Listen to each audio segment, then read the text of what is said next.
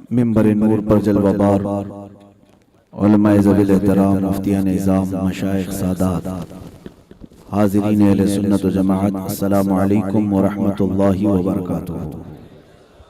वालेकुम अस्सलाम व रहमतुल्लाहि। अल्हम्दुलिल्लाह अल्हम्दुलिल्लाहिल हन्नानिल मन्नान अल्लज़ी खलक़ल इंसान व अल्लमहुल बयान वस्सलातु वस्सलामु अला रसूलिही सय्यिदिल इंसी वल जान व अला आलिही व अस्हाबिही ज़िल खैरि वल इहसान, अम्मा बअद। फ़अऊज़ु बिल्लाहि मिनश शैतानिर रजीम, बिस्मिल्लाहिर रहमानिर रहीम।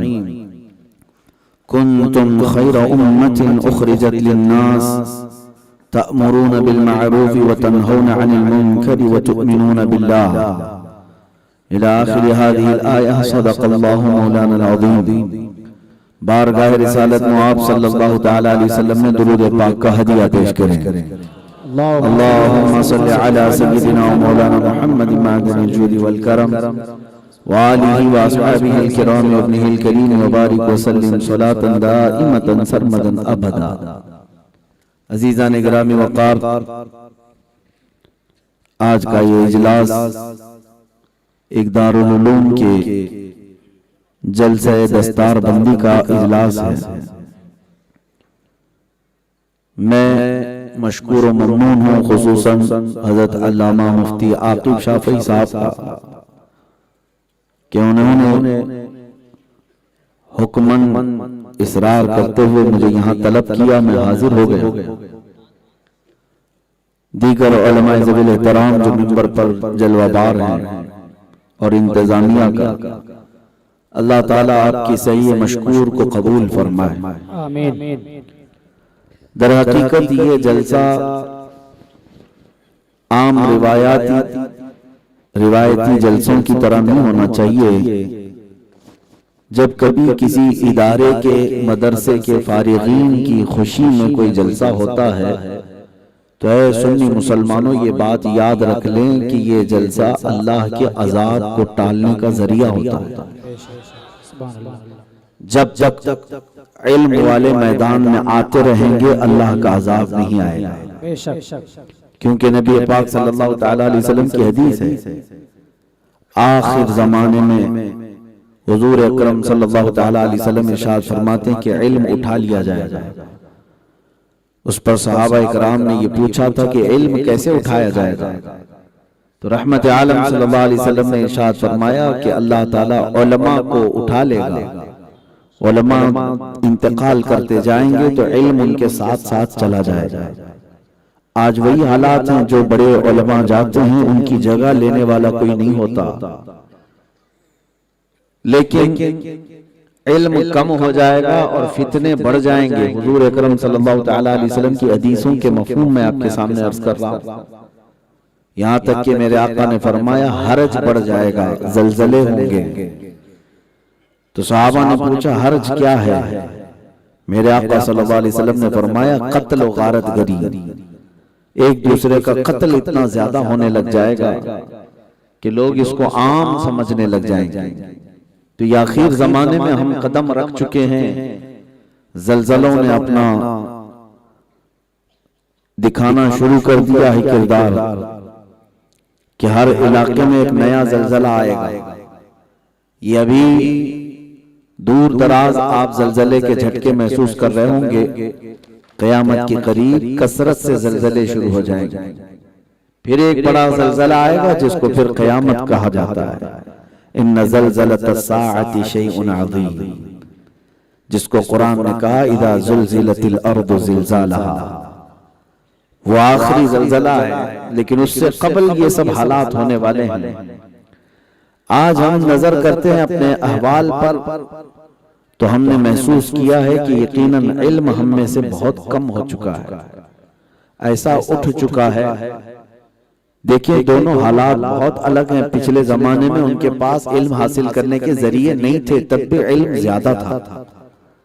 उनको इल्म हासिल करने के लिए लंबे सफर करने पड़ते थे, कई दिनों तक जाकर के कहीं क़याम करना पड़ता, तब जाकर के वो इल्म से बहरावर होते थे।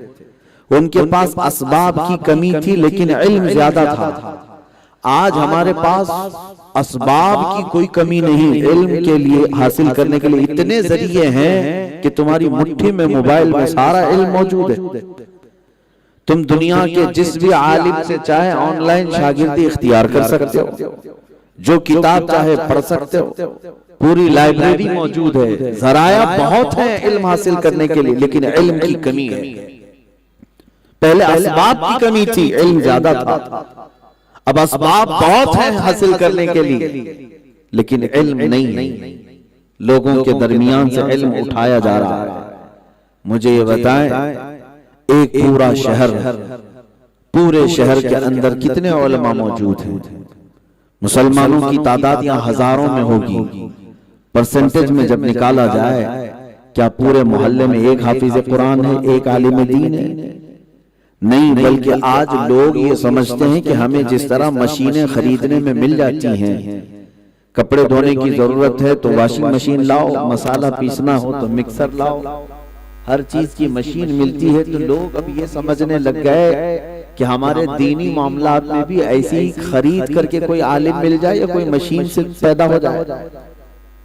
कोई खुद के बच्चे को आलिम बनाना नहीं चाहता, अपने बेटों को इल्म दीन से आरास्ता करना नहीं चाहता। अजीजान गिरामी वक़ार, ये क़यामत की निशानियां हैं। अल्लाह ताला कुरान में क्या फरमाता है? कुंतुम खैरा उम्मतिन उखरिजत लिन्नास। रब ताला फरमाता है तुमको अल्लाह ने इंसानों में सबसे बेहतरीन उम्मत बनाया है। हुवा सम्माकुमुल मुस्लिमीन, उसने तुम्हारा नाम मुसलमान रखा है। अल्लाह तबारक व तआला तुम्हारी इज्जत की बात कुरान में कई जगह पर फरमा रहा है। तुम्हें पूरी कायनात में अल्लाह ने फजीलत बख्शी। तुम वो उम्मत हो जिसमें पैदा होने की तमन्ना पिछले नबी किया करते थे। पिछली बनी इस्राइल के अंबिया दुआ करते थे कि हम उम्मत मोहम्मदिया में पैदा हो जाए। लोग भूल गए अपनी हैसियत को, अपने मकाम को। और जब बंदा भूल जाता है अपने खुद के मकाम को, तो फिर वो अपने आप को ऐसी जिल्लत में डाल कर रखता है कि उसे खुद शऊर नहीं होता।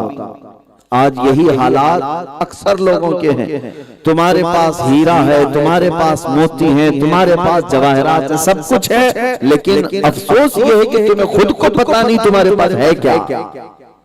ये कैफियत कब आती है? जिहालत की वजह से आती है। जब बंदा जाहिल होता है तो उसे अपनी हैसियत ही नहीं मालूम होती। और बड़े बुजुर्गों ने फरमाया जिहालत दो तरह की होती है। एक जिहालत ये कि मैं जाहिल हूं, मुझे मालूम है कि मुझे नहीं मालूम, मैं नहीं जानता, ये जाहिल हूं, मुझे मालूम है। लेकिन एक जाहिल वो है जिसे मालूम भी नहीं कि वो जाहिल है, वो बड़े दर्जे का जाहिल है। और वो बड़े दर्जे के जाहिल कसरत से हो गए। आज लोगों को ऐसा लगता है कि हम अच्छे ही हैं, नहीं, जाहिल हैं, उसके बावजूद पता भी नहीं उनको कि जाहिल है। और ये जिहालत जब आम होती है तो बुराइयां घर कर जाती हैं। बुजुर्गों ने फरमाया सारे गुनाह जिहालत के पेट से पैदा होते हैं। सारी बीमारियां जिहालत के पेट से जन्म लेती हैं। अब आपको एक मिसाल में बता दूं, आंख बंद करके आपकी मैं किसी अंधेरी कोठरी में बिठा दूं जिसके सारे दरवाजे बंद हो, खिड़कियां भी ना हो, कोई रोशनदान भी ना हो, एक अंधेरा कमरा, उसके अंदर आपकी आंखों पर पट्टी डालकर मैं आपको बिठाऊं और उसके बाद एक बड़े से थाल के अंदर कोई चीज ला करके मैं आपके सामने रखूं और कहूं कि खा लीजिए इसको। अगर कहूं हलवा है तो आप हाथ उठाएंगे, बर्तन में डालेंगे। अब उसमें हलवा हो कि कीचड़ हो कि गोबर हो, तुम्हें पता नहीं, अंधेरा है। आदमी हाथ डालेगा और खाने की कोशिश करेगा, उसे अंदाजा नहीं है कि मेरे सामने क्या, क्यों? वजह सिर्फ यह है कि अंधेरा है। और जब अंधेरा होता है तो उसका हाथ कहां पड़ रहा है उसे खुद एहसास नहीं होता। यही मिसाल जिहालत की है। जब बंदा जाहिल होता है उसे ये पता ही नहीं होता कि उसका कदम कहां पड़ रहा है, शरीयत पर है भी कि नहीं है। और इल्म को मेरे आका ने फरमाया अल इल्म नूरुन, इल्म रोशनी है और रोशनी में कोई जल्दी खता नहीं करता। अजीजान गिरामी, हाथ कहां जा रहा है, पैर कहां जा रहा है, इतना तो उसे मालूम होता है। बाज लोगों ने ये बना रखा है जैसे कुछ लोग कहते हैं हम तो जाहिल हैं, मौलाना अगर गलती करते हैं, अरे वो तो पढ़े लिखे आदमी फिर भी इतनी गलती कर रहे हैं, वो तो बड़े जुर्म वाले हैं, बड़े मुजरिम हैं, हम तो जाहिल हैं, हमको तो पता ही नहीं था, हम तो कम गुनहगार हैं, हम अगर गलती कर गए तो हम तो नहीं जानते थे। उल्टा कह रहे हो, उल्टा कह रहे हो। इल्म वाला अगर गुनाह करता है तो उसको सिर्फ गुनाह की सजा है, और जाहिल अगर गुनाह करता है तो उसे डबल सजा है, एक गुनाह करने की और एक इल्म हासिल क्यों नहीं किया, दो गुनाह उसके ऊपर हैं। अजीजा ने गिरामी वक़ार, मैं आपको बताऊं आज उम्मत के जो अहवाल हैं बहुत दिल पसीज जाता है, दिल के अंदर से टीसें उठती हैं। जिस तरफ भी देखो मुआशरे को आज ऐसा गहन लगा हुआ है कि छोटे से बच्चों से लेकर के जवानों तक हम हमारे दरमियान से अखलाक, किरदार, हर चीज छीन ली गई। सबसे पहले जो चीज हमसे छीनी गई है वो हमारा इल्म है। आपको पता है हम हिंदुस्तान की सरजमीन पर रह रहे हैं, यहाँ की कट्टरवाद तंजीम, यहाँ अपने पंजे गाड़े हुए जिसको 100 साल के करीब होने लग गए आरएसएस, इन्होंने अपना एक डेलीगेशन स्पेन भेजा था ये मालूम करने के लिए कि 700 साल तक स्पेन में मुसलमानों की हुकूमत थी, आखिर खत्म कैसे हुई, आखिर में इनके साथ हुआ क्या था। तो यहां से जो वफद गया उसको वहां के दानिश्वरों ने बताया, स्पेन में जिसको अंदलुस कहा जाता था पहले, 700 साल इस्लामी हुकूमत रही, बड़े बड़े उलमा फुकहा अजिल्ला मुफ्तियान कराम वहां पैदा हुए, बल्कि पूरी दुनिया को इल्म बांटने वाले बड़े बड़े अकाबिर वहां मौजूद थे स्पेन में। लेकिन हुकूमत खत्म कैसे हुई, आखिर जमाना कैसा आया उन पर। तो वहां के जो दानिश्वर थे उन लोगों ने यहां से गई हुई एक जमात को ये कहकर के भेजा, बहुत सारे असबाब थे, उसमें से एक सबब ये था कि आखिर जमाने में हमने मुसलमानों को उनके उलमा से दूर कर दिया था, उनके उलमा की इमेज खराब करके कौम के दरमियान डाला ताकि लोग जो है अपने उलमा से भरोसा निकाल लें। तो जब कौम उलमा से दूर होती है तो वो दीन से भी दूर हो जाती है, दीन से भी खत्म हो जाती है। मेरे अजीजों, वही थ्योरी हर जगह अब अपनाने की कोशिश की जाती है। ये जो मीडिया पर डिबेट के लिए कुछ कुत्तों को बिठाया जाता है, लड़ते रहते हैं, मुर्गे लड़ते रहते हैं, देखा होगा, उसमें एक किसी टोपी वाले और दाढ़ी वाले को भी बुलाते हैं, बेचारा 5000 में आ जाता है। हर जमात में बिकाऊ लोग होते हैं, कभी किसी मौलवी शक्ल के आदमी को बिठाया जाता है, बल्कि मुझे अच्छी तरह से मालूम है कि कौन कौन जाते हैं और किस तरह से सेटिंग से जाते हैं। दिल्ली में हमारे लोग मौजूद हैं, उसका बाज़ाब्ता एक कहते भी हैं कि वो बाज़ाब्ता पूरा ट्रेन होकर के जाते हैं कि इस्लाम की हिमायत में नहीं, बल्कि ऐसे ऐसे तुम कमेंट करना जिससे तुम्हारी पस्ती का एहसास होने लग जाए। और होता यही है, ये टेलीविजन में बैठ करके जो डिबेट करते हैं, मुसलमान तो सारे उनको देख रहे होते हैं, और जब वो सामने वाले के सामने ठंडा पड़ने लग जाता है, जवाबात नहीं देता, तो लाखों मुसलमानों के दिलों में एक नर्वसपन पैदा होता है, क्या मेरा दीन इतना कमजोर है कि उसके मुकाबिल में बैठ भी नहीं पाता, उसके जवाबात भी नहीं दे पाता। ये बाज़ाब्ता इसीलिए हरकतें कराई जाती हैं कि सारे मुसलमानों के दिलों से अपने उलमा की अजमत कम हो जाए। हमारे मौलवी तो जानते ही नहीं, देखो डिबेट में बैठते हैं, हार के आ जाते हैं, शिकस्त खा के आ जाते हैं। अक्सर मुसलमान तो बोलने भी लग गए कि ये मौलवी लोगों को कुछ आता जाता नहीं, डिबेट में चले जाते हैं। तो जब भरोसा, अरे मौलवी लोगों को आता जाता नहीं, आपको क्या मालूम वहां बुलाए कौन से मौलवी जाते हैं, ये तो देखो। जो अल्लाह के रसूल के सच्चे नाइबीन हैं वो तो पूरे दीन को आज संभाले हुए हैं, वो तुम्हारे अकीदे की मुहाफजत में भी लगे हुए हैं। मेरे अजीजों, ये डिबेट करने वाले इन तमाम ज़रख़रीद लोगों को इसीलिए बिठाया जाता है कि तुम्हारे दिलों से इस्लाम की और उलमा की अजमत कम हो जाए। एक मीडिया वाला वो राब्ता करता रहा, हमने कहा कि इनको सबको फिक्स लोगों को आप बुलाते हो, हमें तो कभी डिबेट के लिए नहीं कहा और ना हमें शौक है। और उन्हें पता है एक बहुत बड़े मेन स्ट्रीम मीडिया का शख्स हमारे पास आया। मैंने कहा कि कोई स्क्रिप्टेड चीज नहीं है, सेटिंग वाली चीज नहीं, बैठो। इंटरव्यू देने से पहले मैंने लिख करके दिया था, ये अभी भी बात है। मैंने कहा था 100% यकीन के साथ कहता हूं कि आप मेरा ये इंटरव्यू अपनी टीवी में चला ही नहीं सकते। कहा कि मौलाना आप जवाबात तो दीजिए, हमारे जो हैं हम अपने ऊपर भेजते हैं और सारी चीजें आपकी चलाई जाएगी। जब इनके शिवलिंग का मसला था तो तकरीबन आधा घंटा तक सारी बातें हमसे रिकॉर्ड करके ले गए, पूरा वीडियो बना करके ले गए। और उसके बाद दूसरा दिन, तीसरा दिन, चौथा दिन, अब तो कितने महीने हो गए वो पता नहीं इंटरव्यू कहां चला नहीं आया। हमें पता था उनको जो चाहिए वो मसाला हमारे पास से जब नहीं मिलेगा तो इनकी टीवी में जरूरत किस बात की। मेरा ये टॉपिक नहीं है, लेकिन मैं आपसे ये कह रहा हूं मेरे अजीजों, इनका हाल ये है कि जब तक ये इस्लाम को नीचा दिखा न दें किसी भी रात, तो इनकी मीडिया की दुकान नहीं चलती।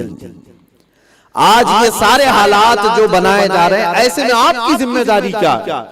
जब उलमा को डैमेज किया जा रहा हो, उनसे आपको जब दूर किया जा रहा हो, उस वक्त आपकी जिम्मेदारी क्या है? आओ मेरे मुस्तफा करीम सल्लल्लाहु अलैहि वसल्लम की तालीमात पढ़ो। ऐ नौजवानों, दिल पर हाथ रख करके बताना, आज अगर तुम्हारे दिलों में अज़मत मुस्तफा है, आज अगर रसूलुल्लाह सल्लल्लाहु तआला अलैहि वसल्लम की कोई हदीस जानते हैं, तो किसने तुम्हें बताया? यही उलमाए हक ने ही बताया। तुम्हें अगर रसूलुल्लाह तक कोई करीब करता है तो ये उलमाए रब्बानियीन ही है। तुम तक अगर इस्लाम पहुंचा है तो उलमाए ज़वील एहतराम के जरिए से। ये मदरसे यूं ही नहीं है। इसी को इकबाल ने कहा था कि ये मदरसा नहीं, यहाँ की खाक से इंसान बनाए जाते हैं। सुभान अल्लाह। यहाँ की खाक से इंसान बनाए जाते हैं। लोगों ने आज इसको हकीर समझने शुरू कर दिया। इसको ऐसा समझते हैं कि सदकात, ज़कात और फितरों पर चलने वाला इदारा होता है, और जबकि ये वो इदारा है जो तुम्हारे दीन की हिफाजत के लिए खड़ा है, फसील की तरह, किले की तरह। जिस इलाके में कोई मदरसा होता है, उलमा पैदा हो रहे होते हैं, मुझे अच्छी तरह से मालूम है वहां पर बदअकीदों का गुजर नहीं होता, ईमान पर डाका डालने वालों का गुजर नहीं होता। क्यों? हमने देखा है घर में जब चूहे ज्यादा आने लगे तो स्प्रे मारने से बेहतर है कि बिल्ली पाल लो। चूहा मार दवाई रखने से बेहतर है कि बिल्ली पाल लो। बिल्ली कुछ करे ना करे, आवाज लगाती रहे, चूहे नहीं आते।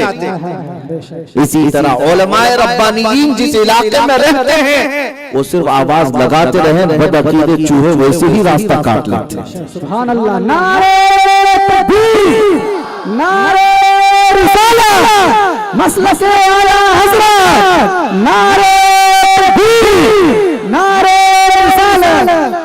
मेरे अजीजों, आप खैर उम्मत हैं। किस लिए खैर उम्मत हो? आप पता है आपको कुरान ने कहा है खैर उम्मत, तुम सबसे बेहतरीन उम्मत हो। किस लिए कुरान ने कहा आपको?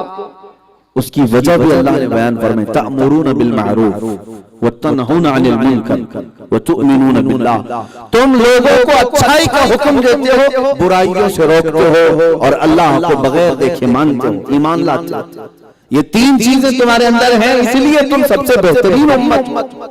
लेकिन मैं आपको बताऊं, ये तीनों काम उम्मत में अगर कोई कर रहा है तो वो उलमाए ज़वील एहतराम, लोगों को अच्छाइयों का हुक्म देना, बुराइयों से रोकना, अल्लाह पर यकीनी तौर पर ईमान लाना, ये उलमा के अंदर बदर्जा अतम पाया जाता है।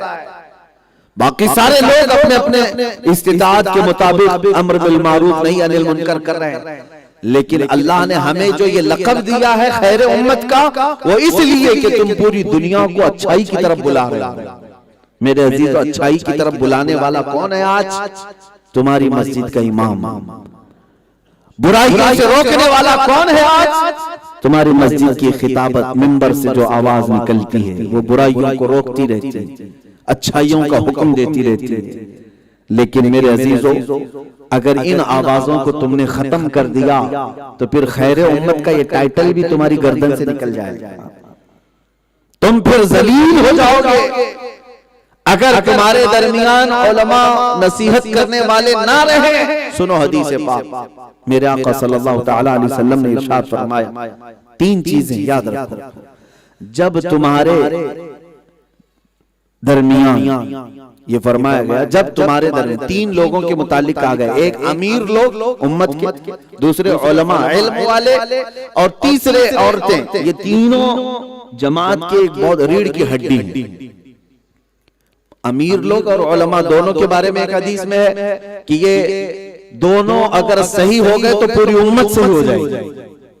उमरा और उलमा, और दोनों ये पहिए हैं उम्मत के, ये अगर सही हो गए तो पूरी उम्मत सही हो जाएगी।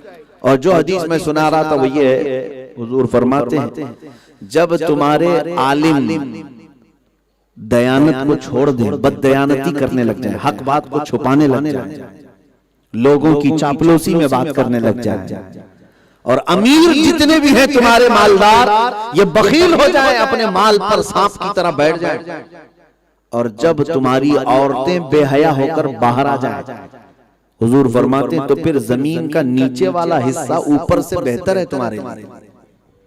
मतलब क्या है? फिर तुम्हारा जमीन पर जीना अच्छा नहीं, जमीन के नीचे कब्र में जाना ही बेहतर है। जब ये तीन चीजें तुम्हारे अंदर हो जाएं, उलमा बददयानत हो जाए, अमीर बखील हो जाए, औरतें बेहया हो जाए, आज हो गई वो चीजें। ये फितनों का दौर है। अजीज़ान गिरामी वक़ात, मैं एक बात अर्ज करना चाहता हूं कि उलमा बददयानत क्यों होने लग गए? उलमा हक गोई से बाज क्यों आने लग गए? कभी वजूहात भी तो देखो। ये कौम की खुद की पैदा की हुई सूरत हाल है। तुमने खुद उलमा के साथ वो रवैया इख्तियार किया है, जब तुम्हारी जरूरतें होती हैं तो उनके आगे पीछे रहते हो, और जब जरूरतें निकल जाएं तो फिर इमाम की नाड़ी पकड़कर खींचो, उसके पांव पकड़ करके खींचो, उसका गला दबाओ, उससे कहो कि बात नहीं करना, इस मसले में नहीं बोलना, उस मसले में नहीं बोलना। ये किसी खास के लिए नहीं कह रहा, मैं इसी फील्ड से ताल्लुक रखता हूं। तकरीबन इस मैदान में मुझे तकरीर करते हुए भी 17 साल हो गए, बहुत छोटी उम्र से तकरीर करता है। कई मिंबरों पर जाने से पहले किसी ने ये कह दिया कि यहाँ पर सूद के बारे में मत बोलना मौलाना, अक्सर लोग जो है ब्याज का कारोबार करते हैं, बुरा लग जाए। जहां ये कहा जाए हम तो पूरा टॉपिक ही सूद को बनाते हैं। आप नहीं बुलाते ना बुलाओ, लेकिन मैं अपना दीन और अपना इल्म बेचने तो नहीं आया। ये रसूलुल्लाह की अमानत है, कान खोल करके सुन लो। तुम्हें अगर बुरा लगता है तो बुरा लगे, इसलिए कि हमें पता है बुखार की दवा कड़वी होती है, निगल जाओ तो बुखार चला जाएगा।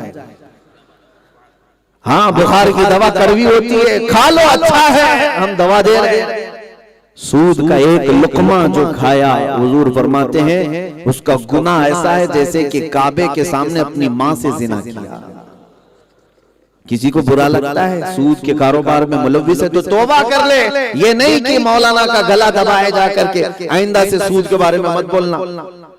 मेरे अजीजों, ये उलमाए हक जब तक बोलते रहेंगे तुम्हारे मुआशरे का नासूर खत्म होता रहेगा। जो कैंसर फैलता जा रहा है वो निकलेगा। मैं उलमा से कहता हूँ, यहाँ बच्चे अब फारिग होने को आ गए हैं। हुजूर हाफिज मिल्लत रहमतुल्लाह तआला अलैह अल जामिअतुल अशरफिया के बानी, जिसने पैदा किए कितने लालो गौहर, हाफिज़े दीनो मिल्लत पे लाखों हजारों उलमा जिन्होंने पैदा किए, उनका एक कौल, मेरे वालिद भी उनके शागिर्द रहे, फरमाते हर बच्चे को मदरसे के वो ये नसीहत करते कि दो चीजें अपनी जिंदगी में लाजिम रख लेना। दो चीजें हर आलिम के लिए, हर तालिब इल्म के लिए, मेरे लिए भी नसीहत है। हाफिज मिल्लत रहमतुल्लाह अलैह फरमाते थे कि दो चीजें लाजिम रख लेना अपनी जिंदगी में, कभी किसी जालिम दादा से डरना नहीं और किसी छोटे पर जुल्म करना। बस कि अपने से छोटे पर जुल्म मत करो, और चाहे कोई कितना ही बड़ा हो उससे खौफ मत खाओ, डरो मत। वो तुम्हारे रिस्क का दरवाजा नहीं है, अल्लाह रज़्ज़ाक़ हकीकी है। या अगर तुम्हारे ऊपर एक दरवाजा बंद करेगा, मौला 70 दरवाजे खोलेगा। हक बोलना बंद ना करें। अजीज़ान गिरामी वक़ार, मैं आपको बताऊं, मैं एक छोटा सा तालिब इल्म हूं। उलमाए ज़लील एहतराम की कोई गुस्ताखी मकसूद नहीं, लेकिन ये डिबेट वाले जो मसले आपने देखा होगा टीवी चैनल्स पर रोज जाते कोई ना कोई इस्लाम को वहां निशाने बनाए जाते हैं, मेरे आका की शान में तौहीन की जाती है, और हमारा कोई एक बैठा रहता है जिसको चोगा पहनाया जाता है और मेकअप करके लाया जाता है और वो ओल फोल बक करके चला जाता है, ताकि मुसलमानों के दिलों से इस्लाम की और बानी इस्लाम की अजमत कम हो जाए। इन्हीं हालात को देखते हुए हमने चीख मारा था, हमने ललकार करके कहा था ये डिबेट और ये मुनाजरे बंद करो, आओ मैदान में उतर करके देखते हैं। सुभान अल्लाह, नारे तकबीर, नारे रिसालत, मसलक आला हज़रत, नारे तकबीर, नारे रिसालत। लेकिन मायूस ना हो, ना उम्मीद ना हो। अगर चंद बिके हुए हैं तो उन बिके हुओं की कहानियां हमने पहले भी पढ़ी हैं। मदीने में भी थे, बगदाद में भी थे, हर इलाके में रहे, लेकिन इन कीड़ों का हाल ये है कि हवा इन्हें कभी इधर उड़ाती है, कभी उधर उड़ाती है। लेकिन जो मेरे मुस्तफा के सच्चे गुलाम और बावफा थे, वो मदीने में भी थे, मक्का में भी थे, और हर जमाने में थे और कयामत तक रहेंगे इंशाअल्लाह। हमारी जमात से अहले हक उलमा खत्म नहीं हुए, हक को उलमा फना नहीं हुए, आज भी बाकी है। लेकिन आप सबको मैं यही बताना चाह रहा हूं, जब इन मदरसों की और इन इमारतों की तरफ तुम्हारी तवज्जो खत्म हो जाए तो ये उलमा कहां से आएंगे? क्या आसमान से टपकेंगे? क्या जमीन से निकल करके आएंगे? नहीं, इन्हीं दरो दीवार से ये पढ़ करके निकलेंगे। मैं आज आपके सामने मिंबर पर खतीब की हैसियत से बैठा हो तो मैं कोई आसमान से टपका हुआ नहीं, मैं भी किसी चार दीवारी के एक मदरसे में पढ़ा हुआ ही तालिब इल्म हूं, और अब भी तालिब इल्म हूं। अल्लाह उन मदरसों को शाद आबाद रखे जिन्होंने हमें कुव्वत गोयाई अता की है, उन मदरसों को अल्लाह हमेशा सलामत रखे जिन्होंने हमें उम्मत मुस्तफा की खैर खाही सिखाई है, मेरे आका की सच्ची गुलामी सिखाई है। इसलिए अहले कबूली की जिम्मेदारी बनती है कि ये मदरसा ये कोई धर्मशाला जिसको लोग समझते ऐसा नहीं, बल्कि ये मेरे मुस्तफा का घराना है, और जो इसे आता है उसको मेहमान रसूल कहा जाता है। ये नबी करीम सल्लल्लाहु अलैहि वसल्लम का घराना है, और जो इसमें पलता है उसे मेहमान रसूल कहा जाता है। आज हालात तो देखें मेरे अजीजों, हमारे घरों में कुरान की तालीम से कितने बेबहरा हो गए, सब कितने दूर हो गए। आज इन्हीं हालात की वजह से हम सब पर ये हमले हैं। कुरान तुम पढ़ते नहीं, कुरान तुम समझते नहीं, और उधर कुत्ते भोंकते जा रहे हैं कुरान पर, तुम सिर्फ दिल मसूल करके रह जाते हो। क्यों पढ़ाई नहीं, कुरान पढ़ना आता नहीं। अक्सर का हाल ये है, और इसी जमाने के मुतालिक बुजुर्गों ने फरमाया है कि कुरान जो है सिर्फ कसमें खाने के लिए रह जाएगा, मैयतों पे पढ़ने के लिए रह जाएगा। आज हमारे घरों के हालात ये नहीं है, इल्म से इतने दूर, कुरान से इतने दूर कि कुरान को इतनी दूर ऊपर उठा करके रखो कि भूले से हाथ भी न जाए। रमजान आए तो सिर्फ उसको छाड़ करके पोंछ करके उठाया जाता है, 2-4 दिन के जोश के बाद फिर कुरान को छोड़ दिया जाता है। कुरान मुर्दों पर पढ़ने के लिए नहीं, ये जिंदों पर उतरा है, तुम्हारी हिदायत के लिए आया कुरान। कुरान पाक को इस तरह ताक और पुष्ट पीछे डालने का सबब आज हम देख रहे हैं। दर्स कुरान अगर हमने न भुलाया होता, ये जमाने ने जमाना न दिखाया होता, वो जमाने में मुअज़्ज़ज़ से मुसलमान होकर आज हम खार हुए तारीके कुरान होकर। जब कुरान पढ़ना छोड़ दोगे, हदीस पाक में जिस घर में कुरान की तिलावत नहीं होती उस घर में मुर्दे रहते हैं, वो घर कब्रिस्तान है, वो घर कब्रिस्तान है। तुम इससे बेहतर दोस्त न दुनिया में ढूंढ सकते हो न आखिरत में। कुरान तुम्हारा सबसे बेहतरीन दोस्त है। अल्लाह ताला ने कुरान में इरशाद फरमाया, नुनज़्ज़िलु मिनल कुरानि मा हुवा शिफा व रहमतुल लिल मुमिनीन। हमने कुरान में हर वो चीज उतार दी है जो मोमिनों के लिए शिफा भी है और रहमत भी है। तुम कुरान को छोड़ करके बाबाओं के पीछे पड़े हुए, कभी उस बाबा के पीछे, कभी एक तावीज एक गंडे के लिए लोग पैसा भी देते हैं, चक्कर भी काटते हैं, जबकि वो रहमान खुद तुम्हारे घर कुरान रख रहा है। तुम्हारे पास हर एक के पास कुरान है, तुम ये समझते हो कि फलां ने कुछ करा दिया, फलां ने कुछ करा दिया। तुम्हें क्या हुजूर की हदीस मालूम नहीं? चाहे जैसा भी कराया हो, अल्लाह की ताकत से बढ़कर तो नहीं। दुनिया का बड़ा सा बड़ा जादूगर जादू क्यों ना किया हो, तुम्हें अपने रब पर यकीन है या नहीं? अल्लाह का कलाम तुम्हारे पास है। उसने 2 सूरतें उतारी, मुअव्वज़तैन, कुल अऊज़ु बिरब्बिल फलक, कुल अऊज़ु बिरब्बिन नास। मेरे आका सल्लल्लाहु तआला अलैहि वसल्लम ने इरशाद फरमाया, जो ये सूरतें दिन में 3 बार पढ़ ले, उसे कोई जादू भी असर नहीं करेगा, कोई जहर भी असर न करेगा। सहर भी ना असर करे, कोई जादू असर ना करे। जब तुम्हें रसूल पाक सल्लल्लाहु तआला अलैहि वसल्लम के फरमान पर यकीन है तो आओ इस तरफ, कुरान की तरफ। कहां उन पलीतों के पीछे पड़ गए और ऐसे ऐसे ढकोसले बाबाओं के पीछे जिनको खुद कुरान की एक आयत नहीं आती। हाँ, अगर कोई बाअमल आलिम दीन तुम्हें दुआ कर रहा है तो अच्छी बात है, लेकिन आज हालात तो ऐसे ऐसों के पीछे पड़ गए जिनको शरीयत की शीन भी नहीं मालूम, उनके पीछे कौम लगी हुई है। ये तुम्हारे ईमान के कमजोरी की अलामत है। और ईमान कमजोर कब होता है? जब तुम इल्म से दूर हो जाओ। कुरान से और इल्म से जितने दूर होंगे, ईमान कमजोर, यकीन कमजोर, एतमाद कमजोर। देखो, कुरान पढ़ो कसरत से और उसके बाद तुम्हारे दिल का इत्मीनान देखो कितना बढ़ता चला जाता है, कितना बढ़ता चला जाता है। तुम्हें कभी किसी की हाजत नहीं महसूस होगी। कुरान में इतनी तासीर आज भी है और क़यामत तक रहेगी। कुरान में असर है आज, और अल्हम्दुलिल्लाह हमने प्रैक्टिकली देखा है। मैं तो ये मानता हूं कि दुनिया में जमीन आसमान तक जा सकती है, आसमान नीचे गिर सकता है, मगर मेरे मुस्तफा का कौल झूठा नहीं हो सकता। जब मेरे आका ने फरमाया तो यकीनन होगा ही होगा। ये यकीन की कमजोरी भी इल्म की कमी की वजह से आती है। जितने तुम दूर भागते रहो, तुम्हारे ईमान पर फर्क पड़ेगा। अजीजान गिरामी वक़ात, आज इन हालात को देख करके मुझे अफसोस ये होता है कि कुरान को आज लोग जलाने लग गए, कुरान की आयतों को बदलने की बदमाश बातें करने लग गए कि हम 26 आयतें निकाल देंगे, 27 आयतें निकाल देंगे। ये और बात है कि ये निकाल तो एक नुक्ता भी नहीं सकते, ये और बात है कि वो एक जबर भी नहीं बदल सकते, लेकिन जुर्रत और हिम्मत करने लग गए। वजह क्या है? वजह क्या है? हालात तुम्हारे इस तरह आ गए, जिसको एक शायर ने कहा था, दीवार क्या गिरी मेरे खस्ता मकान की, लोगों ने आने जाने का रास्ता बना लिया।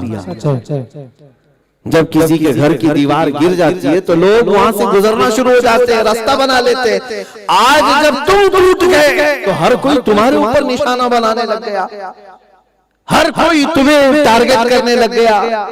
तुम अगर फिसले ना होते, तुम अगर गिरे ना होते, तो इन पाखंडियों की इतनी जुर्रत ही नहीं थी कि ये कुरान तक जाते, ना इनकी इतनी हिम्मत होती कि मेरे मुस्तफा की अजमत तक बात करते। जिनको पेशाब करने का तरीका नहीं मालूम हो, मेरे मुस्तफा के अखलाक क्या जाने। तरीका तो तरीका छोड़ो, जिनको दूध पीना मालूम नहीं, नजासत पीना मालूम है, वो हुजूर के अखलाक पर बात करेंगे, वो नबी पाक सल्लल्लाहु अलैहि वसल्लम की इज्जत पर बात करेंगे। अरे जिनको गोबर कोहे नूर से बेहतर लगता हो, वो हलाल चीजें जानते ही कहां, हलाल क्या जानते हमें मालूम है। लेकिन ये सारी जुर्रतें तुम्हारी कमजोरी की वजह से, तुम्हारी कमजोरी की वजह से। और इसीलिए किसी ने एक मिसाल में कहा था, और अच्छी बात है, कि एक यहूदी ने देखा एक मुसलमान सजदे में है, उसकी पीठ पर एक ईसाई बाइबल लेकर खड़ा है और ईसाई के कंधे पर यहूदी बैठा हुआ, स्टेचू बना हुआ था। एक यहूदी देखा तो परेशान हो गया, स्टेचू वाले से जाकर के उसने कहा कि भाई ये बदल दो, इसको हटा दो। उसने कहा आपका कौन सा मजहब है? कहा मैं यहूदी हूं। कहा आपको तो सबसे ऊपर दिखाया गया, मुसलमान सजदे में, उसकी पीठ पर ईसाई खड़ा है और उसके कंधे पर आप बैठे हो, आप तो सबसे ऊपर दिखाए, आप इसको बदलने की बात क्यों कर रहे हैं? उस यहूदी ने कहा बात ये है, इसका मैसेज अगर वो मुसलमान उठ गया तो, अगर वो उठ गया तो ये दोनों की जिंदगी खतरे में है। अजीजा ने गिरामी वक़ार, दुनिया आज यही चाहती है कि तुम कभी ना उठो, इसीलिए नशा तुम्हारे मोहल्लों में सबसे ज्यादा, गाने बाजे सबसे ज्यादा तुम्हारे पास, इनकी फिल्म इंडस्ट्री आधे से ज्यादा तुमसे चलती है, इनके पास अय्याशियों के जितने बिकाऊ सामान है वो हमारे मोहल्ले में आते हैं, खतरनाक किस्म के नशे हमारे बच्चों के स्कूलों में पहुंचाए गए। दुनिया ये चाहती, एक बादशाह वजीर से मशवरा कर रहा था कि बता मेरी हुकूमत अगर लंबी देर तक चलानी है तो मुझे क्या करना चाहिए, कितनी सहूलतें दूं मैं अपनी रियाया को, इनको राशन दूं, गल्ला दूं, हर महीने पैसा दूं। वजीर ने कहा इतना सब करने की जरूरत नहीं, आपकी रियाया को नशा दो, कुर्सी लंबी देर तक चले। कहा क्यों? कहा जब वो नशे में मुलविस रहेंगे वो कहां तुम्हारी कुर्सी की तरफ देखेंगे, वो बस अपने नशे में एडिक्ट होकर झूमते रह जाए। हर दौर में जालिम ये चाहता है कि अहले हक बेदार ना होने पाए, और तुम्हें बेदार करने वाला कौन है? वो आलिम रब्बानी है। जब तुम उसकी गर्दन पकड़ते रहोगे तो ऐसे ही मदहोश रह जाओगे। अजीजा ने गिरामी वक़ार, उठे बेदार हो जाएं। शायर ने सच कहा, उठो वो गर न हश्र न होगा फिर कभी, दौड़ो के जमाना चाल अपनी चल गया। हम जिन असलाफ के हम वारिस हैं, अब आज कहने में शर्म भी आती है, आज कहने में शर्म आती है। हमारे उलमा वो हैं जिन्होंने दुनिया को सबसे पहले मेडिकल साइंस दिया है, आपको पता है। शेख अबू अली सीना ने सबसे पहले तिब में, मेडिकल में किताब लिखी, आज भी वो बेसिक किताब है मेडिकल साइंस की। सर्जरी पर लिखी जाने वाली सबसे पहली किताब हजरत अबू बकर राजी की है। अलजिब्रा इल्म की इजाद करने वाले जाबिर बिन हय्यान, घड़ी का इल्म पैदा करने वाले अल खवारज़मी हैं। केमिस्ट्री का इल्म आज दुनिया में फैला हुआ है, इसकी इजाद करने वाले एक आलिम रब्बानी है।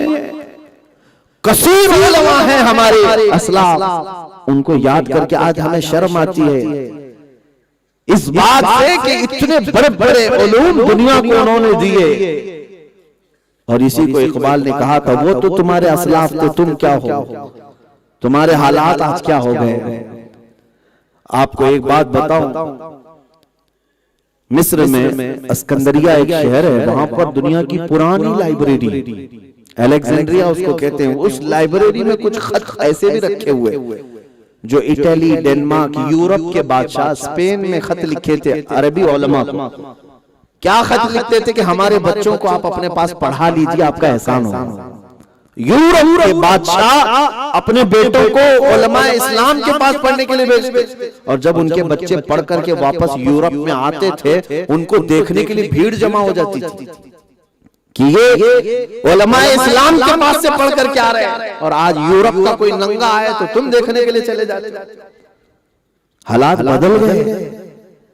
इन तमाम हालात की एक वजह यह भी है जिसको इकबाल ने कहा, उनके जो हम गुलाम थे खल्क के पेशवा रहे, उनके जो हम गुलाम थे खल्क के पेशवा रहे, उनसे फिरे जहां फिरा फिर आई कमी वकार में। आज ये जो हालात हमारे पैदा हुए हैं, इल्म से दूर न जाओ मेरे अजीजों। हमारे असलाफ, हमारे अइम्मा इज़ाम ने वो कुर्बानियां दी हैं इस उम्मत को सींचने के लिए। इन मदरसों को आज यतीम बना दिया गया। क्या आज हालात ऐसे नहीं है कि तुम्हारे घर में शादी है, वलीमा है, मंगनी है, अकीका है, खाना तो सब दबा कर खा गए, और देग में कुछ अखीर में बचा था तो लोग फैसला करने लगे मदरसे को भेज देते हैं, बच्चे खा लेंगे। तुम्हारा कचरा खाने के लिए बच्चे, तुम्हारे घर के फजूल जो कचरे में डालना था, इससे बेहतर है कि उनको डाल दिया जाए। क्या मेहमानाने रसूल के साथ ये हरकत है? अगर तुम्हें मदरसे के बच्चों को खिलाना ही था, पकते ही सबसे पहला लुकमा उनके लिए क्यों नहीं निकाला? पहला लुकमा क्यों नहीं निकाला? ये मेरे मुस्तफा के मेहमान हैं, ये रसूलुल्लाह के मेहमान हैं। तुम अपनी बचत को ला करके, अपना कचरा ला करके डालने की कोशिश करते हो। उलमा को भी ये कहता हूं, इन बच्चों को ये एहसास होने न दें। जब कभी कौम इस तरह की हरकतें करती है तो उनसे कहो, जाओ अपने कुत्तों को खिला लो, जाओ अपने घर में ये बचा हुआ खाना अपने कुत्तों को खिला लो।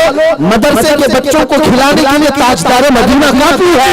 नारे तकबीर, नारे रिसालत, जैसे दस्तारबंदी, मसलक आला हज़रत, नारे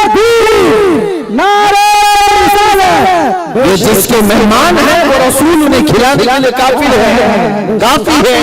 और आला हज़रत ने हमें ये सिखाया भी है, या रसूल अल्लाह खल्क के हाकिम हो तुम, रिज़्क़ के कासिम हो तुम, जो मिला तुमसे मिला तुम पे करो।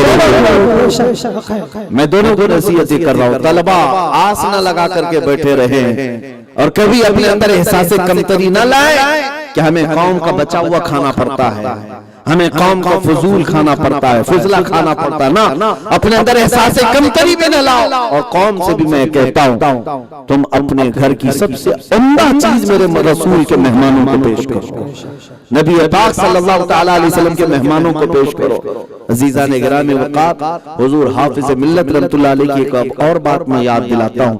मुबारकपुर वो शहर है आज, जब वहां पर मदरसा कायम था तो अंदर खाना पकाने की इतने असबाब अभी नहीं थे, थोड़ा सा खाना पकता और चंद बच्चों का, और बाकी बच्चों के लिए घर जागीर लगा दी जाती थी। यानी एक तालिब इल्म फलां घर में रोज खाता रहे, फलां घर में खाता रहे। अहले मुबारकपुर के उन मोहब्बतों और इनायतों को सलाम। मेरे वालिद फरमाया करते थे कि जिस बच्चे का खाना जिस घर में लगा हुआ होता वो बारी का दोपहर में भी जाता, रात को भी जाता खाने के लिए, लेकिन घर वालों का मामूल ये होता था कि जब तक मदरसे का बच्चा आता नहीं था वो लोग घर में दस्तरखान लगाते, जब तक वो ना आए घर में कोई नहीं खाता था। ये मोहब्बतें जब दोनों तरफ से हो जाएं, कौम भी तलबा की खिदमत करने लग जाए और उलमा भी कौम का ख्याल रखने लग जाए, तब ऐसे मुबारकपुर से उलमा ज़वील एहतराम मुफक्किर इस्लाम पैदा होते, रईसुल कलम पैदा होते हैं, ऐसे इदारों से अबकरी शख्सियतें पैदा होती हैं। इसलिए आपको मैं ये नसीहत दे जा रहा हूँ कि ये तमाम चीजें तुम्हारे घर का कचरा डालने की जगह नहीं है। ये रसूल करीम सल्लल्लाहु तआला अलैहि वसल्लम का घराना है। पैसे भी देने के लिए लोग ये ना समझें कि हमारी फटी नोटें मस्जिद और मदरसे को चल जाएंगे, जो कहीं नहीं चलता वो चंदा हम यहाँ दे देंगे। नहीं मेरे अजीजों, तुम्हारी पाकीज़ा चीज देने की कोशिश करो। आज एक अलमिया में आपको बताऊं, ज़कात कितने % आपके ऊपर फर्ज है? 2.5% ना। अगर आपके पास 1 लाख रुपए है तो ज़कात कितनी फर्ज है आपके ऊपर? 2.5% है ना, 2.5, 2.5% आपके ऊपर ज़कात फर्ज है, 40वां हिस्सा, और उसी को देने में आनाकानी करते रहते हैं और वो भी दे करके एहसान जताते। कभी आज तक ऐसा हुआ कि ये जो 97.5% बाकी है तुम्हारे घर में, कभी खुश दिली से ये सोचा कि उसमें भी मैं अल्लाह उसके रसूल का हिस्सा निकालूं? नहीं, हम पूरे मदरसों को 2.5% में पालने की कोशिश कर रहे हैं। बस वो 2.5% जो है कौम का जो निकलता है, जो ज़कातें निकलती हैं, हम ये चाहते हैं कि इसी 2.5% में पूरे मदरसे पलना चाहिए। कभी ये सोचते कि सब कुछ मेरे पास जो दिया हुआ है वो अल्लाह का दिया हुआ है, कभी वो अगर निकाल ले तो फिर मैं भिखारी और किसी भी चीज का मालिक ना रह जाऊंगा। उस रहमान का दिया हुआ उसके दीन में मैं लगाऊंगा, उसके दीन की मदद करूंगा। और मेरे आका सल्लल्लाहु तआला अलैहि वसल्लम की हदीस, अल्लाह ताला को अपने बंदों में जो सबसे पसंदीदा चीज है उनमें से एक काम ये है कि अल्लाह की रजा के लिए खामोशी से वो अल्लाह की रजा में दे दे। यहाँ तक कि फरमाया मेरे आका ने, सदका तुम देते हो, खैरात तुम देते हो, लेने वाला हाथ अल्लाह का होता है, जबकि वो मोहताज नहीं तुम्हारे माल का, वो लेता है। और हदीस में है जैसे बछड़े को पाला जाता है, अल्लाह तुम्हारी खैरात को ऐसे पालता है। और जब तुम क़यामत के दिन जाओगे, तुम्हारा दिया हुआ 1 रुपया का सदका वो एक पहाड़ के बराबर होगा। और अल्लाह फरमाएगा जा ये सारी तेरी नेकियां हैं। बंदा कहेगा इतनी बड़ी नेकियां मेरी कैसी?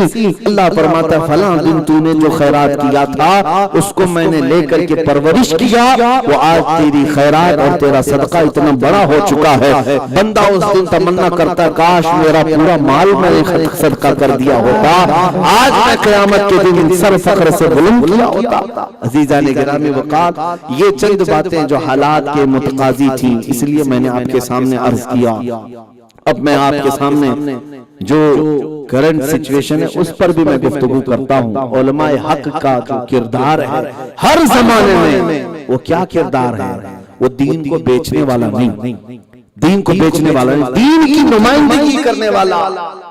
आज जैसे बाज लोगों को ये बात कड़वी भी लगती है। कल मैं एक जगह तकरीर में था, वहां पर कुछ हजरात ने आकर के मुझसे कहा, आप बहुत सख्त लहजे में बात करते हैं, किसी को भी निशाना बनाते हैं बहुत सख्त लहजे में। मेरे अजीजों, मेरी तकरीरें और भी सुन लो, बड़े नरम अंदाज में हम बात करते हैं, सुलझे हुए और संजीदा अंदाज में बात करते हैं। लेकिन आपको एक बात मैं बताऊं, जिसके पास आखिरी सामान कुछ बचा हुआ हो, जिसके पास आखिरी असासा कुछ बचा हुआ हो, और उस सामान पर भी तुम नजरें गाड़ने लग जाएं और उसको चोरी करने की कोशिश करोगे, आदमी बिफर जाता है, फिर बेकरार होता है। हमारे पास आज जो आखिरी असासा है वो मेरे मुस्तफा की मोहब्बत का खजाना, सुभान अल्लाह, ये सबसे बेहतरीन और सबसे बड़ा असासा।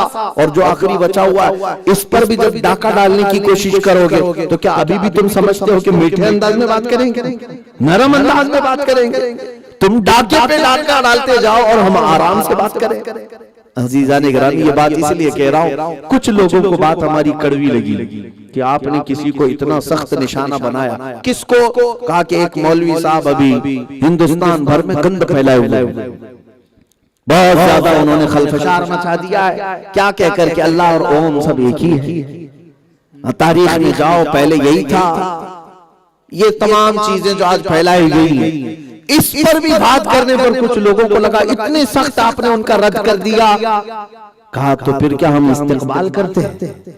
हम इस्तेकबाल करते हैं। हमारे उसूल और हमारे जड़ों पर जब बात आ गई, आज देखो सोशल मीडिया पर ये नाहंजार मजाक करने लग गए कि तुम अजानें बदल डालो और उसकी जगह ओम पुकारो। तुम्हारे मौलवी जब ये कह रहे हैं तो वो यही पुकारो। आज ये शोशा उम्मत में किसने छोड़ा?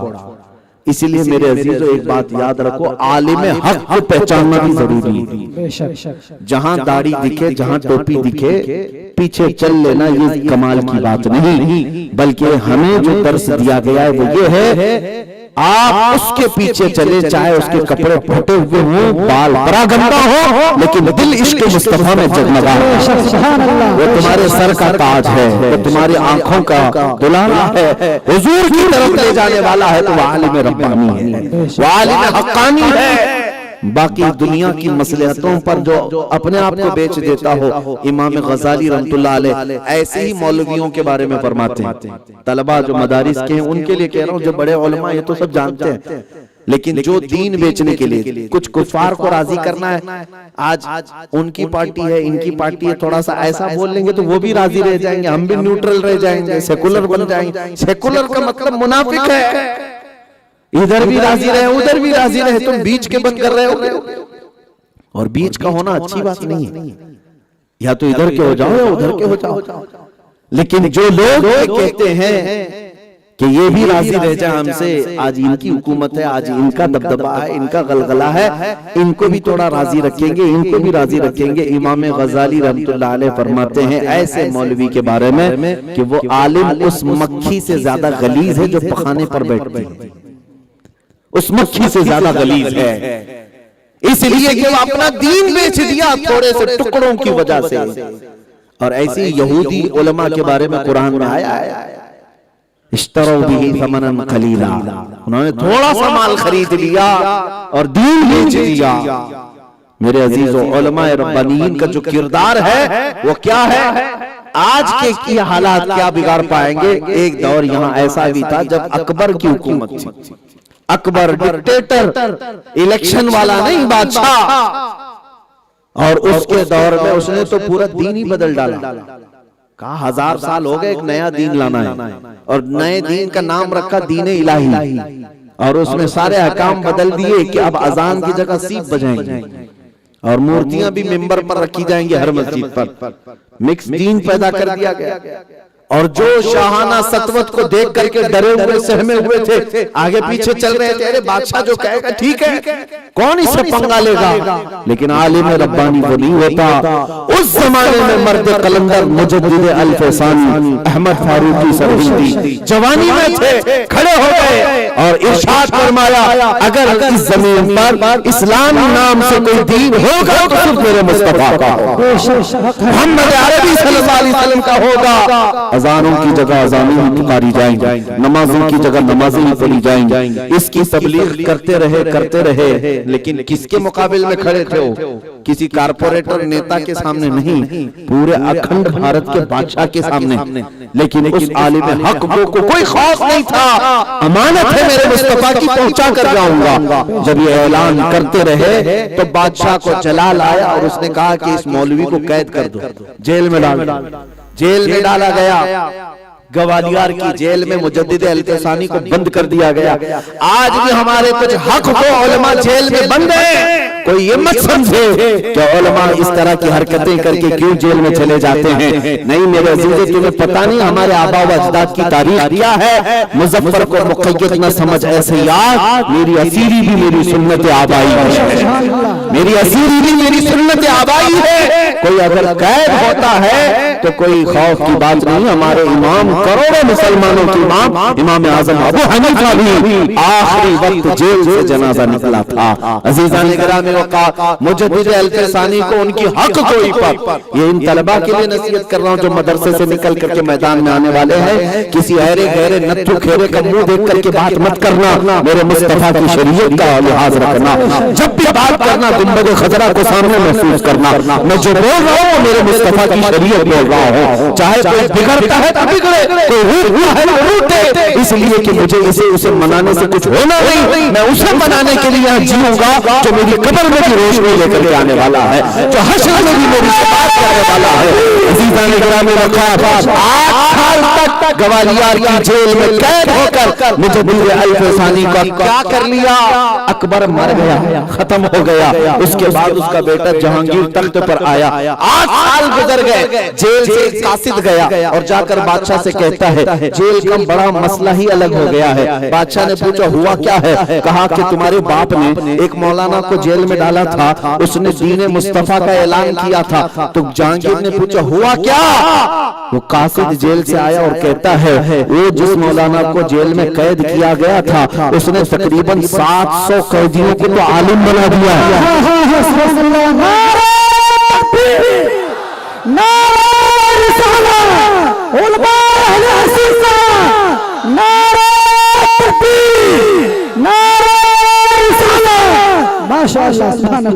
उसने जेल को भी ऐसा बना दिया।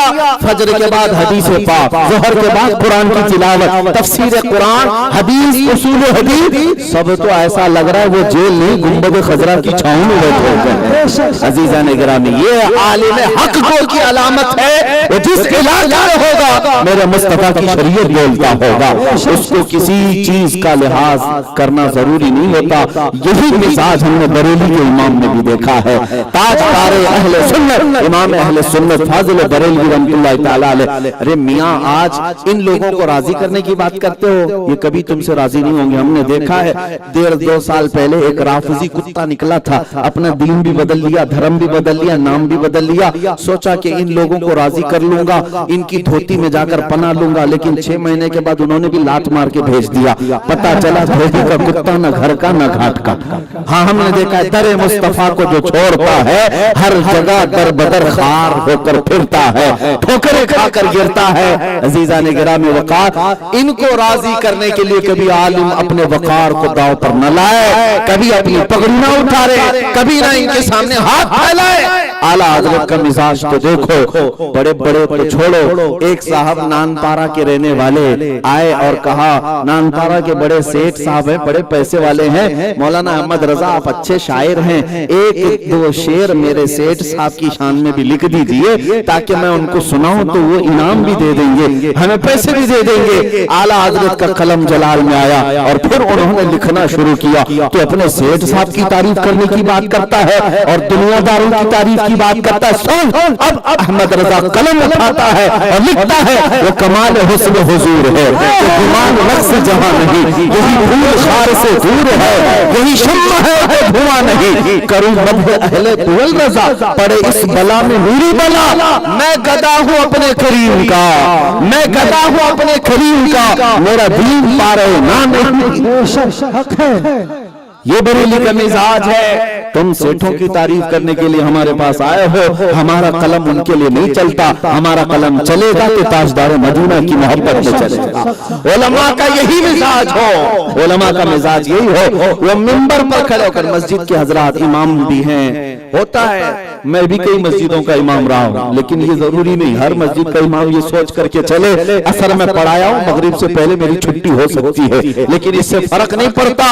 दुनिया छुट्टी दे देगी लेकिन मौला के रिज़्क़ के दरवाजे खुले रखता है।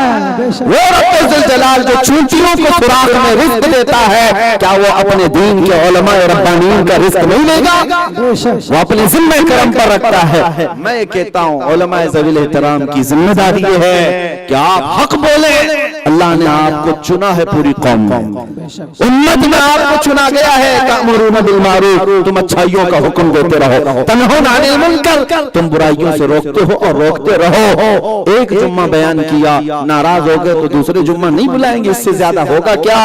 दूसरे जुम्मा किसी और जगह बयान करो, तीसरी जगह कहीं और बयान करो, चाहे 70 जगह बयान करना पड़े, लेकिन शरीयत मुस्तफा ही बयान की जाए। हाँ, जो मायूस होगा अपने रिज़्क़ के चक्कर में, तो फिर वो इसी तरह गुलाम बना करके जिंदगी भर घुमाया जाता रहेगा। मैं तो मिजाज टीपू सुल्तान शहीद रहमतुल्लाह तआला अलैह से सीखा है। उन्होंने सच फरमाया था कि शेर की एक दिन की जिंदगी गीदड़ की 100 साला जिंदगी से बेहतर है। तुम दबा करके उसकी हुजूरी करते हुए 100 साल जीने से बेहतर है अलल ऐलान हक बात कहो, चाहे एक ही दिन जीना पड़े। हाँ, इसलिए कि तलवे छाटने वालों की तारीख नहीं लिखी जाती, बातिल से टकराने वालों की तारीख होती है।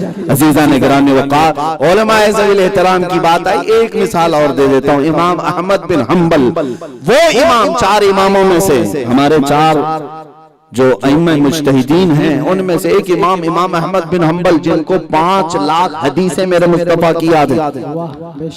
वो इमाम जो तक़वे के भी इमाम थे, शरीयत में उनका मिसल कहाँ है? इमाम अहमद बिन हम्बल जिस जमाने में थे, उस जमाने के खलीफा जो थे उन्होंने बड़ा जुल्म किया आपके साथ। जो हुकूमत थी उस वक्त, वो हुकूमत इन्हें सख्त सजाएं देती रही। वजह सिर्फ एक फतवा था, शरई फतवा। इमाम अहमद बिन हम्बल ने शरीयत मुस्तफा की बात हक तौर पर अलल ऐलान किया, तो बादशाह के मिजाज के खिलाफ था। हासिद मौलवी भड़काए, बादशाह हाकिम वक्त खलीफा वक्त को गिरफ्तार किया। अहमद बिन हम्बल फतवा वापस ले लो। कहा नहीं, ये मेरे घर का थोड़ी ना, ये मेरे मुस्तफा का, नबी पाक सल्लल्लाहु अलैहि वसल्लम की शरीयत है। जल्लाद को हुक्म दिया कि कोड़े मारो इसको। इमाम अहमद बिन हम्बल को कोड़े मारे गए। बगदाद में जब कोड़े मारे जाते, कोड़ा कोई ये रस्सी का नाम नहीं हुआ, ऐसा बेल्ट होता था कि चमड़ी लग कर क्या जाती थी, और उलमाए ज़वील एहतराम को इस रास्ते से गुजारा गया है। इमाम अहमद बिन हम्बल को जब कोड़े मारे जाते रहे एक बार, फिर चंद दिनों के बाद दूसरा आया खलीफा, उसने भी 100 कोड़े मरवाए। उसके बाद फिर एक तीसरा आया, उसने भी 100 कोड़ों का हुक्म दिया। उस वक्त एक बात मुझे याद आती है, इमाम अहमद बिन हम्बल एक रास्ते से गुजर रहे थे। उस वक्त जो मशहूर एक चोर था वहां, वो रास्ते में मिला और कहा, अहमद बिन हम्बल रुको रुको, तुमसे एक बात करनी है। ये उलमा भी सुने, तलबा भी गौर, बहुत अच्छी बात है। चोर था, कहा अहमद बिन हम्बल सुना है तुम वक्त के खलीफा के जुल्म के शिकार हो गए, तुम कोड़े खाते रहते हो। कहा हाँ, मुझ पर कोड़े पड़े। उस चोर ने कहा, मुझे देखो, मैं चोर हूं और मैं 1500 कोड़े खा चुका हूं अब तक, लेकिन अभी तक चोरी छोड़ा नहीं। 1500 कोड़े खा चुका हूं और चोरी छूटी नहीं है। और अहमद बिन हम्बल से वो कहता है, मुझ जैसा निकम्मा जब 1500 कोड़े खाकर चोरी नहीं छोड़ा, तो तुम 300 कोड़ों पर हक बात कभी मत छोड़ना। चोरी नहीं छूटी तो तुझसे दीन नहीं छूटना चाहिए। ये कहकर वो चला गया। इमाम अहमद बिन हम्बल कहते, इससे बेहतर बात तो मुझे कभी नजर ही नहीं, इससे बेहतर बात नजर नहीं आई। आज लोग गुनाहों पर फांसी चढ़ जाते हैं, जब उन्हें खौफ नहीं होता तो तुम मेरे मुस्तफा की इज्जत पर चढ़ जाओ तो किस बात का खौफ है?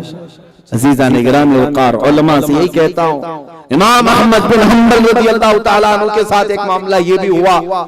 एक बार उनकी सिर्फ तहबंद बंधी हुई थी, लुंगी और पीठ खुली है, कोड़े मार रहा है जल्लाद। कोड़े मारते मारते उनकी लुंगी खुलने लग गई और दोनों हाथ जंजीरों से बंधे हुए हैं। अब जब तहबंद खुलने लगी तो आपकी आंखों से आंसू आ गए कि मेरा सतर खुल जाएगा, और बेसतर होने का खौफ उन्हें सता रहा था, बाकी कोड़ों का दर्द नहीं। लुंगी खुल जाएगी, सतर नजर आने लग जाएगा, रोने लगे। अचानक गैब से 2 हाथ बाहर आए और अहमद बिन हंबल की तहबंद को मजबूती से पकड़ लिया और बांध दिया, और उसके बाद उनकी लुंगी जब टाइट हो गई तो फिर आप मुस्कुराने लगे। जो हंस रहे थे, जो रो रहे थे, हंसने लग गए। जल्लाद अपना कोड़ा छोड़कर देखने लगा, अभी तो ये रो रहा था, लुंगी नीचे जा रही थी और सही हो गई और ये हंस रहा है, क्या बात है? जल्लाद ने पूछा, क्या बात है, तुम अभी रो रहे थे, अब हंसने लग गए। अहमद बिन हंबल कहते, तू अपना काम जारी रख, तू अपना काम जारी रख, तू जो कोड़े लगा रहा है लगा, इसलिए कि जिसके लिए कोड़े खा रहा था उसकी मदद आ गई। मेरे अजीजों, याद रखो, शरीयत मुस्तफा के तहफ्फुज़ के लिए जो उलमा मैदान में उतरते हैं वो कभी अपने आप को तन्हा मत महसूस करें। हर घड़ी मेरे मुस्तफा की इआनत उनके साथ होती है, मदद उनके साथ होती है, और हमने महसूस किया है। आज अल्हम्दुलिल्लाह मुझ फकीर को इस बात का बड़ा एहसास है। कोई इससे पहले अभी 6 महीने या साल भर गुजरे होंगे, एक बड़ी टीम भी हमारी स्कूटनी के लिए कहां से कहां तक घूमती रही। इनके अकाउंट चेक करो, इनका रेवेन्यू, इनके जमीनें, इनके जायदाद, इनके घर क्या क्या है, इनको बैक सपोर्ट कौन कौन करता है, सब चेक करो। सब लेकर के गए, कुछ मिला नहीं, मेरे नाम का कोई घर ही नहीं। और उसके अलावा ऐसा नहीं है कि मैं कोई आपको गलत बयानी कर रहा हूं, हकीकत में कभी इस चीज का अभी तक मैंने किया नहीं। मेरे पैदाइशी गांव से लेकर मेरे पढ़ने की जगह तक और हर जगह सब छान मार कर आए। मेन चीज ढूंढना यह था कि कौन सी पार्टी का नेता इनके पीछे खड़ा है जो इतना ये बोलते, और कई लिंक लगाई गई। और मियां हकीकत तो ये है कि हम तो इनसे अलग एलर्जिक हैं, ये पार्टियों से, और हम तो बार बार इन नेताओं के मुतालिक जो भी आता है इनकी गलत चीजों पर हम टिप्पणी करते रहते। वैसे भी कोई नेता हमारे करीब आता नहीं, सारे लोग, अक्सर की बात मैं कह रहा हूं, कोई करीब आना भी नहीं चाहता। और जब ये देख करके वो टीम गई, इनके पीछे कौन है कौन है, एक हमारे बहुत करीब रहते थे, उनको 40 किलोमीटर दूर लेकर के गए, कहा कि तुम सब अच्छी तरह जानते हो इनकी इनकम क्या है, कौन नेता इनका बैक सपोर्टर है, कौन पैसे वाले इनके इर्द गिर्द है। ये 1 साल पहले की बात, बहुत वो साहब बेचारे घबराए और उनसे कहा कि मुझे जितना मालूम है मैं सब बता दिया आपको, अब और जो चीजें मालूम करनी डायरेक्ट आप उन मुफ्ती साहब से पूछ लो। तो वो साहब मुझे आकर कहने लगे, एक टीम आई और इस तरह की हमसे तफ्तीश कर रही थी, तो मैंने कहा उनसे ये क्यों नहीं कह दिया आपने कि नेता, सियासी रहनुमा, पैसे वाले अमीर, ये सारे अगर सब खड़े भी हो जाएं, सारी तमाम ताउन हमारे साथ हो भी जाएं, तो क्या ये हमें छोड़ देंगे? अगर बड़े बड़े लोग सब खड़े हो जाएं, इसलिए कि हमने देखा है 40-40 साल हुकूमत करने वाले जेल में बैठे हुए हैं अभी। मैंने ये कहा, हम इतना ही मानते हैं जो इमाम ज़मन अल्लामा हसन रजा बरेलवी रहमतुल्लाह अलैह ने मोहब्बत के अंदाज में फरमाया था, दुनिया के सिपाही तो दुनिया के सिपाही हैं, हमारा मानना तो ये है ढूंढा ही करें सदर क़यामत के सिपाही, ढूंढा ही करें सदर क़यामत के सिपाही, वो किसको मिले जो तेरे दामन में छुपा हो, जिसको रसूल पाक हिफाजत में ले ले, इंशाअल्लाह जब तक अल्लाह ना चाहे कुछ ना होगा। इस तकदीर पर यकीन के साथ उलमा आगे बढ़े। हमारे साथ अगर कुछ होना है तो एक चूंटी और एक मच्छर से भी हम हिलाक हो जाएंगे, और अगर कुछ ना होना अल्लाह हिफाजत में रखा है तो फिरौन को आने दो, नमरूद को आने दो, अबू जहल को आने दो, कुछ ना होगा। अल्लाह मुहाफिज है। जब रब तबारक व तआला हिफाजत फरमाता है और अगर हमारे साथ कोई आजमाइश होती है तो ये मसलहत खुदावंदी है। सहाबा इकराम के क्या मसले नहीं किए गए, उनको काट कर टुकड़े नहीं किए गए, उनके टुकड़ों से हार बनाकर काफिरों ने गले में नहीं पहना, सब कुछ हुआ है। हम सिर्फ और सिर्फ इतना जानते हैं कि जो होना है वो मर्जी मौला से होगा, लेकिन दीन हक को कभी भी समझौते के साथ नहीं चलाया जाएगा। जो हक है वही हक रहेगा। इसलिए मैं आज कहता हूं, उन बिकाऊ लोगों के पीछे मत जाओ जो कहीं पर भी बैठ करके स्टेज पर, अरे जिनको दीन की नुमाइंदगी करना नहीं आता वो क्यों टोपी दाढ़ी पहन करके स्टेजों पर जाते हैं और जाकर के ये पूरा रायता पूरे मुल्क में फैला कर रखा है। गैर मुस्लिमों के दरमियान भी और मुसलमानों के दरमियान भी उलमा की ये जिम्मेदारी है कि जब नुमाइंदगी करें तो मेरे मुस्तफा की नुमाइंदगी करें। दुनिया देखे तो तुम्हें तुम्हारे अखलाक से हुजूर याद आ जाए। एक मिसाल देता हूं, एक सहाबी हजरत नौमान, आज के हालात नहीं 1400 साल पहले की बात कर रहा हूं। हजरत नौमान एक बादशाह के यहाँ हुजूर के सफीर बन करके गए, एम्बेसडर, दूसरे मुल्क में गए हैं। जब बादशाह को पता चला मोहम्मद अरबी के सफीर हैं, मोहम्मद अरबी सल्लल्लाहु अलैहि वसल्लम के एम्बेसडर आ रहे हैं, तो उसने रेशम का कालीन बिछवाया और फिर सोने से कलाई की हुई कुर्सी लगाया, इज्जत के लिए कि सफीर आ रहा है मोहम्मद रसूलुल्लाह का। अगरचे वो बादशाह मुसलमान नहीं था, लेकिन जब हजरत नौमान वहां पहुंचे, अकेले थे, मदीना कितनी दूर, ना इंटरनेट है, ना फोन है, ना कोई वीडियो कॉल करने वाला है, ना कोई शूट करके भेजने वाला, क्या हो रहा है किसको क्या खबर। लेकिन हजरत नौमान वहां जब पहुंचे तो देखा कालीन बिछी हुई रेशम की, आपने उसको तलवार से निकाल कर अलग कर दिया, अपनी तलवार से नोक से उसको फाड़ कर साइड कर दिया और कहा जमीन पर चल कर क्या है। और जब बादशाह के करीब सोने से कलाई की हुई कुर्सी रखी थी तो आपने ठोकर मार करके गिरा दिया, कहा कि मुझे सादी कुर्सी दो जिस पर मैं बैठूं। बादशाह ने पूछा, इतना एटीट्यूड, इतना गुरूर और तकब्बुर क्यों है तुम्हें कि मेरे इस्तकबाल के लिए रखी हुई चीजें तुमने ठुकरा दिया। हजरत नौमान ने क्या प्यारा जवाब दिया, कहा ये गुरूर और तकब्बुर की वजह से नहीं, मैं मोहम्मद रसूलुल्लाह का सफीर हूं। मेरे रसूल, मेरे आका ने फरमाया रेशम का इस्तेमाल मर्द के लिए हराम है, सोने का इस्तेमाल मर्द के लिए हराम है। तू सारी दुनिया भी लाकर रखता, मैं ठोकर मारता, मुझे मेरे रसूल की इज्जत पे आती। सुभान अल्लाह। ये है नुमाइंदगी, ये है रसूल पाक की तर्जुमानी करना। तुम जिस मैदान में भी रहो मुसलमान हो, ये नहीं कि दूसरे के पास जाए तो उसको राजी करने के लिए तुम टोपी भी छुपा लिए, दाढ़ी भी छिला ली, वो भी राजी रहे, ये भी राजी रहे। अजीज़ान गिरामी वक़ार, ये दुनिया है, इसको राजी करते करते कुछ लोग कुत्ते बन जाते हैं, लेकिन दुनिया राजी नहीं होती। राजी करना है तो मकीनी गुंबद खजरा को राजी करो, वो बहुत जल्दी राजी भी होते हैं और बहुत जल्द अल्लाह की बारगाह में तुम्हारी सिफारिश भी करते हैं। इसी को आला हज़रत फाज़िल बरेलवी रहमतुल्लाह तआला अलैह ने हमें फरमाया है, आज ले उनकी पनाह, आज मदद मांग उनसे, कल न मानेंगे क़यामत में अगर मान गया, फिर के गली गली तबाह, ठोकरें सबकी खाई क्यों, दिल को जो अक्ल दे खुदा, तेरी गली से जाए क्यों। अजीज़ान गिरामी वक़ार, मेरी तकरीर का खुलासा यही है, लुब्बे लुबाब ये है, आ जाओ उस नुक्ते पर जहां मेरे मुस्तफा ने तुम्हें छोड़ा है। अगर अपने मुआशरे की खराबियां दूर करनी हो तो इल्म रसूल की तरफ आओ, इन मदारिस की खैर खाई करो, इन मदारिस की फलाह बहबूदी के लिए दौड़ लगाओ। इतना बड़ा खपोली है, इतना छोटा सा इदारा है, क्या ये तुम्हारी शान और तुम्हें ज़ेब देती है? ये चीज होना तो ये चाहिए कि तुम्हारी इमारतें देख करके तुम्हारी इज्जतों का पता तुम्हें दिख जाए।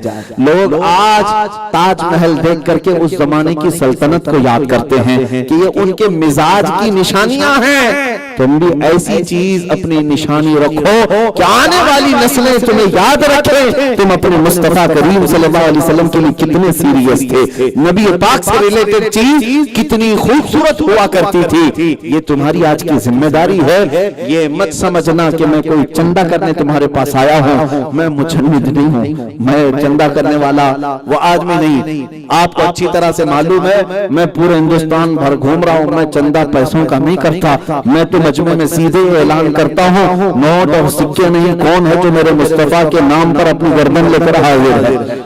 हम तो इस बात का चंदा करते हैं कि हुजूर की इज्जत पर, उनके कदमों पर कौन मर मिटने को तैयार है। बाज को अगर से ये खराब लगता हो, लेकिन मेरे अजीजों ये जो इमारतें हैं ये तुम्हारे मुस्तकबिल की जमानत है। मैं अक्सर जगहों पर ये कहता हूँ, जलसे करते हैं। आज मैं एक रिपोर्ट आपको बता दूं, उलमा इकराम यहाँ बैठे हुए हैं। बिहार के एक दौरे से मैं वापस आ रहा था तो एक एनालाइज करने वाले वहां के रिपोर्टर, उन्होंने कहा बिहार में रोज जलसे होते हैं, बड़े बड़े जलसे होते हैं। एक छोटा सा गांव है, मैं कसरत से भी वहां के दौरे करता आया और हर जगह मैं पूछता भी हूँ कितने खर्चे हो रहे हैं। मैंने उस रिपोर्टर साहब से पूछा था तो उन्होंने एक जायजा लेकर कहा साल में 4000 जलसे उनके रिकॉर्ड में थे।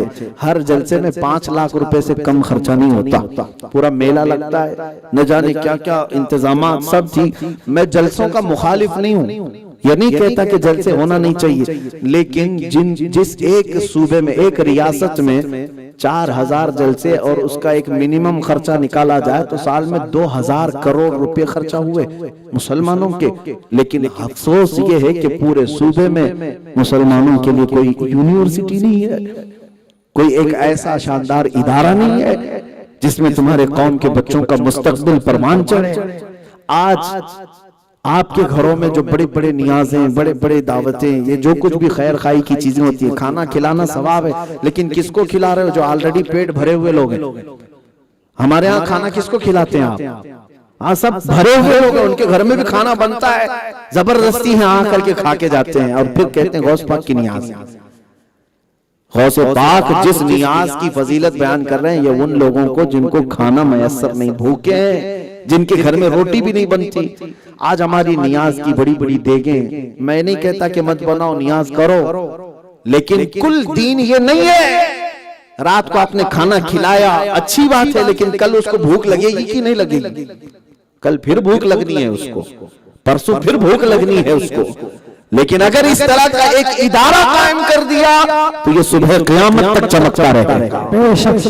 ये क़यामत तक सिर्फ चमकता नहीं, इसकी चटाइयों पर बैठा हुआ एक तालिब इल्म कुरान की सदाएं बुलंद करता रहेगा, रसूल पाक की हदीसें पढ़ता रहेगा। ये तुम्हारी खबर में भी जरिया नजात है।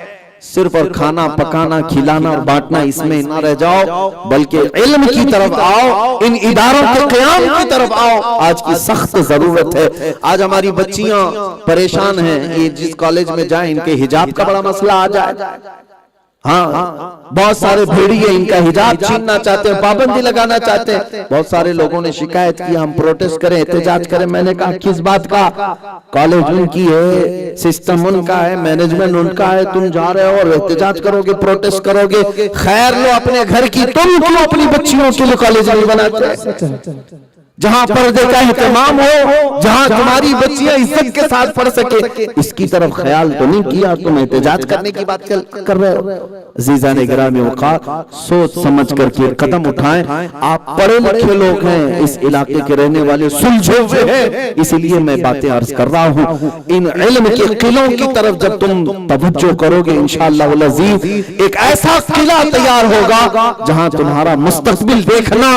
कल के यहाँ बच्चे, तुम्हारे नस्लों में आने वाले, वो गाने गाते हुए सड़कों पर आवारा नहीं घूम रहे होंगे, बल्कि यहाँ से निकलने वाला हर गली में बच्चा गुनगुना रहा होगा, मौला या सल्ली व सल्लिम दाइमन अबदा अला हबीबिका खैरुल खल्क़ि कुल्लिहिम। उसकी जुबान से मेरे मुस्तफा के नगमे होंगे, हर गली से खुशबू मुस्तफा आ रही होगी, बल्कि चंद दिनों के बाद माहौल में मदीने तैयबा की हवाएं महसूस करने लग जाओगे।